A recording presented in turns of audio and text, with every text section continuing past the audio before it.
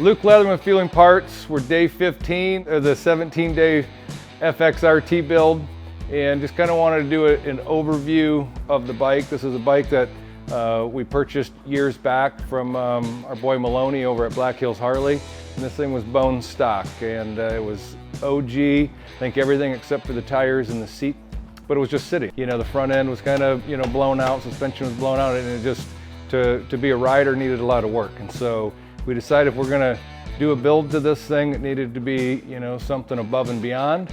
And we had a set of the W3 cylinder heads, and we really wanted to take this T and turn it into a twin carb twin cam engine.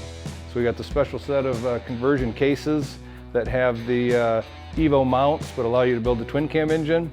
And outside of the cases, everything else is fueling, from the cylinders to the heads to the 594 Race Series Camchest Kit that's in it. We did some of these twin carb engines years back when we were hot and heavy with the W3 program, and some of the things that you forget about is the fitment, and especially this being an FXR with the oil bag up here, because really what we were doing back in the day were focused on twin cam Dynaglides that had the oil tank down below. So now you have the FXR with the oil tank up here, and now you realize all of a sudden you've got intake manifolds that don't fit, so you got to customize, move the oil tank, and make some modifications to it. We also had to modify the inner primary to make clearance for the intake manifold. But this thing, it's been working the whole crew. I got to hand it to everybody. It's day 15, and we have a running motorcycle right now. Evan, Harry, Tony, Rich, and Alan hammered out an exhaust pipe yesterday. Richard finished up welding it today. We got some baffles put in it, and we're excited.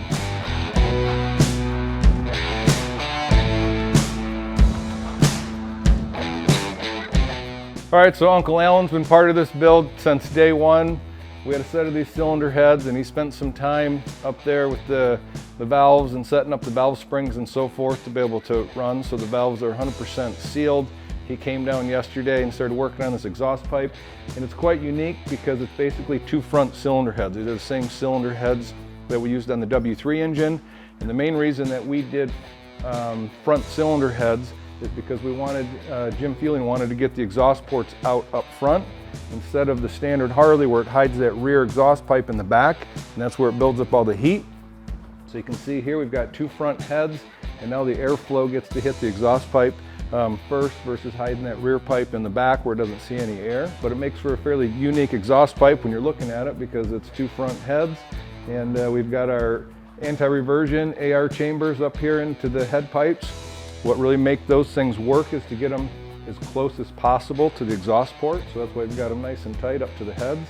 And we really wanted to do a dual pipe on this because it's isolated runner intake manifold, so it's a twin carb, twin intake manifold. This really brings this different sound, gives you a different exhaust note by having the dual manifolds with the dual exhaust pipe.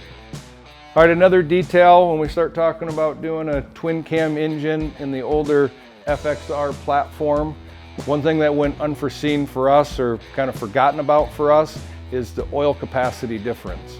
And so we have the FXR oil tank that holds much less oil in it than what a twin cam dyno would hold. And so one thing that we wanted to make sure that we did is an oil cooler on it. We looked to JAG for an oil cooler for it, which also means we spent quite a bit of time making a bunch of custom lines for it, but we were able to add a little bit of capacity with the oil cooler, but we're really looking to drop some temperature having that, knowing that we have less oil capacity than what you would see in a standard twin cam dyno. All right, this is the side of the motorcycle that I really dig and I think makes the build super unique. And what we did here is we've got the intake manifolds and the carburation on the left side. So you end up with two beautiful sides to the motorcycle where you've got exhaust on the right, intakes on the left, in comparison to a OE Harley where you end up with the intake and the exhaust both on the right hand side, and you end up with a horn on the left. So to me, this is the beautiful side of the motorcycle. As much as I do like looking at the exhaust pipe, I think this is what really makes the build unique. All right, when we made the decision to molest this 85T, we really made the choice to, put on performance components, and we really looked for, the best available out there. We went with a Saddleman seat, We've got Legend suspension in the back, GP suspension up front. We've got all the thrashing components that were available for fit on this FXR. And we've got the Barnett clutch that's putting the power down to the ground, Bridgestone tires on it.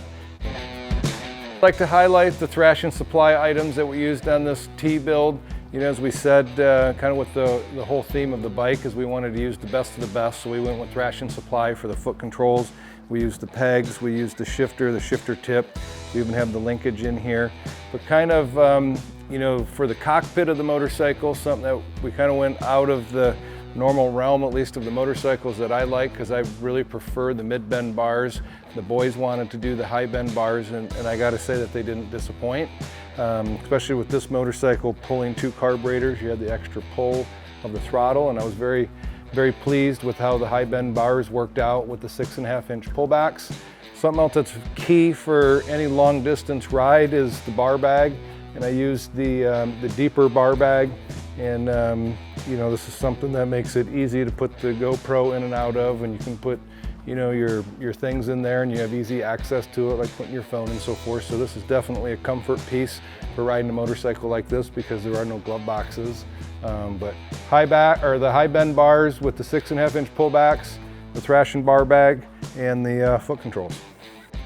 And also want to talk about the performance brakes on this thing. We've got the Acasado brakes, where we've got the bitchin' calipers, both front and rear, master cylinder up top.